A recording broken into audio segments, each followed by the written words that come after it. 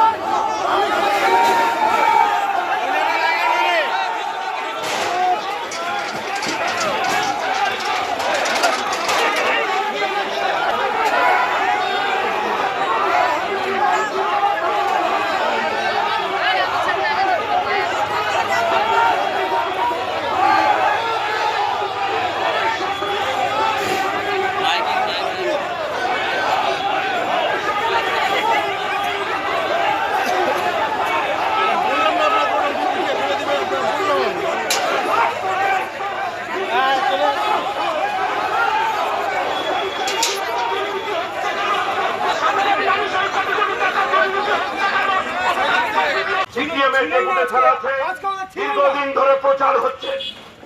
আমরা দেখলাম এখানে বসে আছে, কর্মীদের শান্ত করছি, আমাদের ডেপুটেশন টিম যাবে, যা হয়েছে এতটুকু এলাম। আন্দোলন করতেই হবে, আন্দোলন আমাদের লড়াই, আমরা জিতব।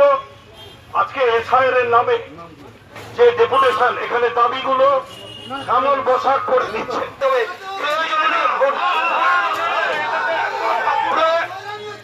প্রয়োজনে অঞ্চলে অঞ্চলে হেয়ারিং এর ব্যবস্থা করতে হবে। প্রতিটি শ্যামলালপাড়া বুথের বিএলওর বিরুদ্ধে আমাদের অভিযোগ আছে। 1300 ভোটার, 1200 জনকে নোটিশ করা হচ্ছে, নোটিশগুলো চেপে রাখা হচ্ছে। এই যে উগরিটোলা 1356 জন ভোটার, 648 জনকে ডাকা হয়েছে। বেগমগঞ্জ বুথ, সেখানে হচ্ছে 1200 ভোটার, 87 জন একটা তপশিলি জাতির বুথ ডাকা হচ্ছে, নির্বিচারে ডাকা হচ্ছে। মানুষের ক্ষোভ, কর্মী শুধু না, সাধারণ ভোটাররাও এসছে, মানুষের ক্ষোভ আছে। যেভাবে প্রতিদিন নোটিশ হচ্ছে, একটা আতঙ্কের পরিবেশ তৈরি হচ্ছে। এত ইচ্ছে ছিল, তাহলে একটু আগে করতে পারলো না কেন? 2002 সালে বামফ্রন্ট আমলে এসআইআর হয়নি, বুথে বুথে তার হিয়ারিং হয়নি। এই তো রাজ্যের সরকারি কর্মচারীরাই করেছিল। আজকে বিজেপি, তৃণমূল এই এসআইআর নিয়ে ভিন্ন রাজনীতি করছে। তার প্রমাণ পেলাম আজকে তৃণমূল ডেপুটেশনে নামছে। আজকে আমরা বহুদিন ধরে প্রচার করছি, কই কালকে প্রশাসনের লোকরা তো আমাদের বললো না, বারবার ফোন করছে, কি হবে, আতঙ্কে আছে। আমরা বললাম আমরা বামপন্থী রাজনীতি করি, আমরা ভাঙতে যাচ্ছি না, আমরা গড়তে যাচ্ছি, সঠিকভাবে মানুষের উপকার যাতে হয় তার সাজেশন দিচ্ছি। বামফ্রন্টের ধমকানো চমকানো দরকার পড়ে না।